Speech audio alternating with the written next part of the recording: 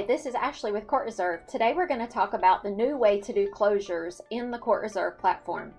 As you can see at the top, the new blue closure button is taking you directly to the closure page.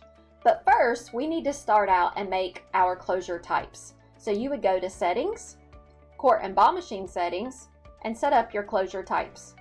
You will get 3 default closure types within the system: holiday, maintenance, and weather.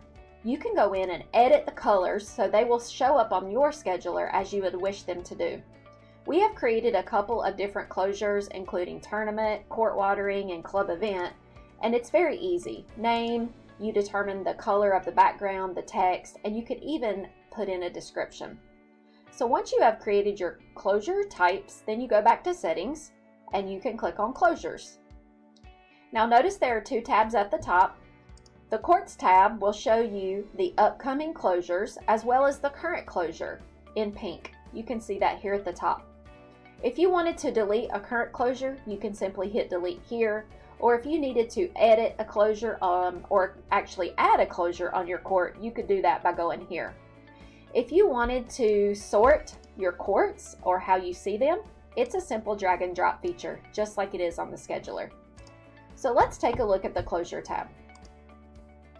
These are all of the current closures for all of your courts. If you would like to see past closures, simply click the box.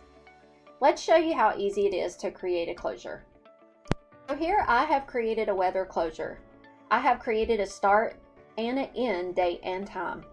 If there was a recurring closure, you could add that here. If you added a note, you could do that here.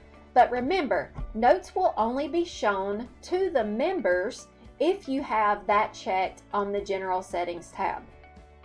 You will see this on the Admin tab as well. The next step is to go down and choose the courts that are applicable for this closure. So once you start clicking, you will see that now we have 11 affected reservations for courts and 6 affected registrants for events. If you'd like to know more about these affected reservations and events, you can simply click on the plus key here. Another important thing to note is the updated affected reservations and what you would like to do with them. You have 4 choices. The first is no cancellations. This means that the system will not cancel any reservation or event. It also means that you would manually have to go in and do something with all the court reservations and events. Or the next one would be to cancel all reservations and events, cancel court reservations only, or cancel events only. Now note that you can go and reschedule events just like you already do in CourtReserve by hitting the reschedule button over here to the right. And it shows up, you can hit a reschedule date as well as a reason. Once you click save, then the registrants would get an email with the new event date. For court reservations, you can actually edit just like you do in CourtReserve already. Just click the pencil and go ahead and edit and reschedule that reservation to another date. Okay, so now that we've gone through that, if we click save, we know that this new closure is going to show up on the scheduler, so let's take a look. If we go to Expanded, and let's just take a look at September 18th.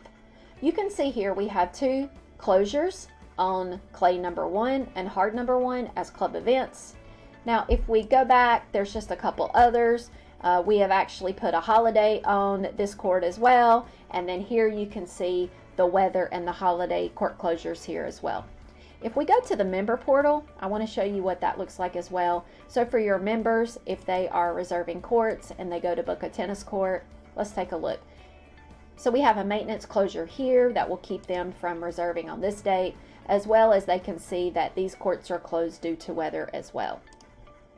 Now, another thing you should note is that if there is a court closure and you do cancel a reservation or an event that has been paid with a fee, so a fee was established and they've already paid for the reservation or they've paid for the event, it will show up as a refund where you can go in and actually process that refund.